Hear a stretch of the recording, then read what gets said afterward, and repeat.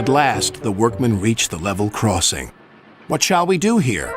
"Tear it up, tarmac it," said George. So they did, but not properly, and George knew it. Later, Thomas was traveling home on the same line. He was pulling freight cars filled with vegetables. The signalman had forgotten to warn his driver about the crossing. "That's nice, we don't need to stop," said Thomas happily. "Yes, we do," called his driver. But it was too late.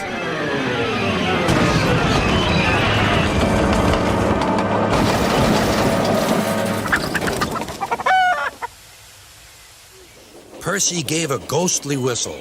"Don't be frightened, Thomas," he laughed. "It's only me."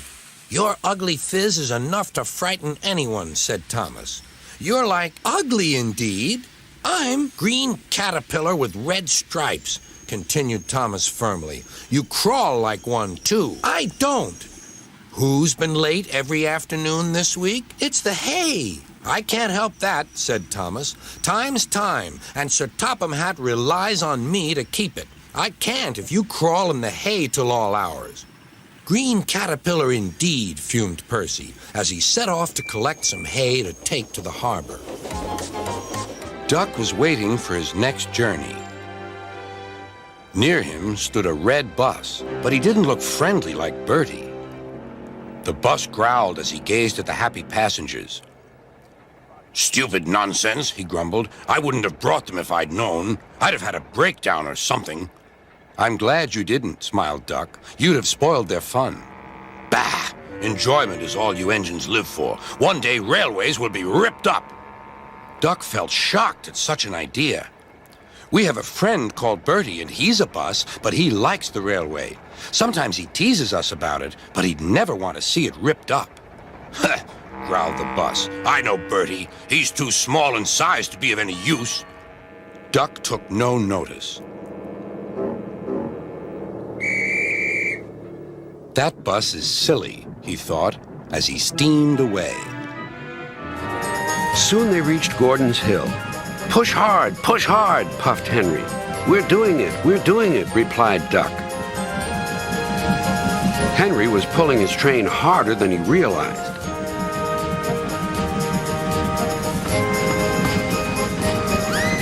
Duck felt the weight on his buffers slacken. Then Duck noticed something else.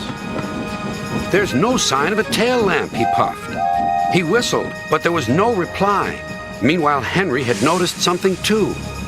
"My train's getting heavier," he thought to himself. "I'm slowing down." Then there was trouble.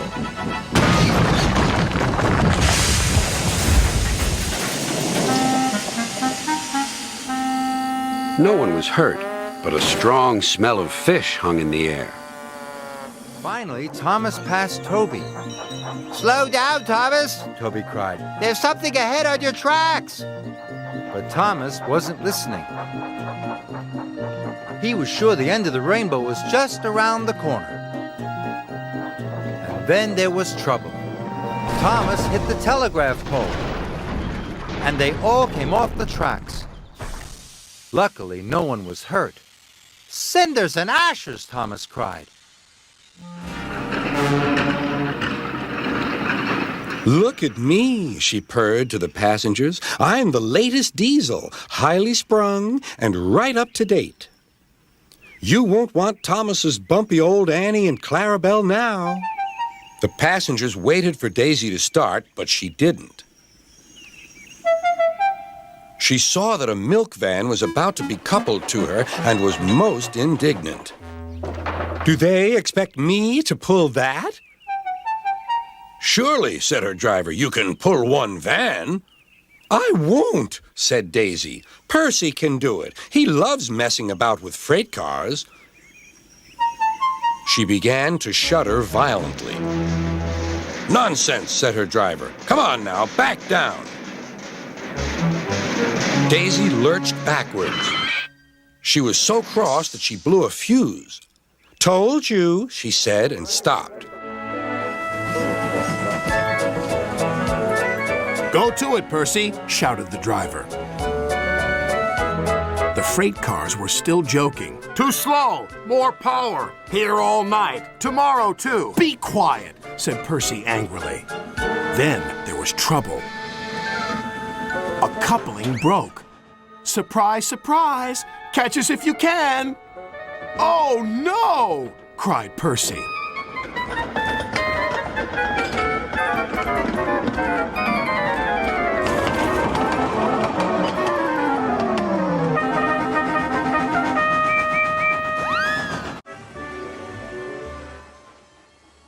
The next day, Rusty had a very clever idea.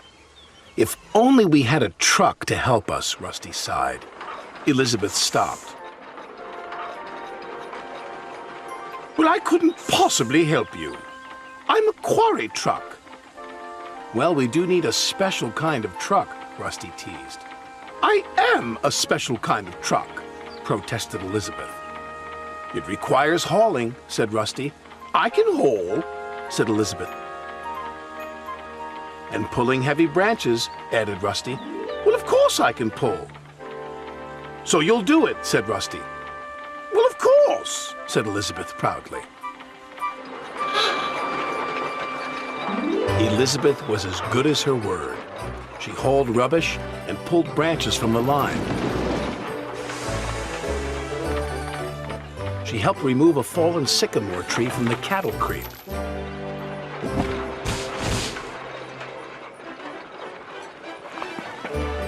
"Thank you, Elizabeth," said Rusty. "We couldn't have done it without you." "I know," said Elizabeth proudly. When Duck returned, Diesel was trying to take some cars from a siding. They were old and empty. They'd not been touched for a long time. Diesel found them hard to move. Pull! Push! Backwards, forwards! Oh! Oh! The cars groaned. "We can't! We won't!" Duck watched with interest. Diesel lost patience. He roared and gave a great heave. The cars jerked forward. "Oh!" they screamed. "We can't! We won't!" Some of their brakes snapped and the gear jammed in the sleepers. Chuckled Duck. Diesel recovered and tried to push the cars back, but they wouldn't move. Duck ran quietly round to collect the other cars. "Thank you for arranging these, Diesel. I must go now."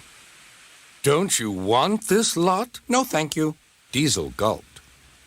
"And I've taken all this trouble? Why didn't you tell me? You never asked me." "Besides," said Duck, "you were having such fun being whatever it was you said. Goodbye."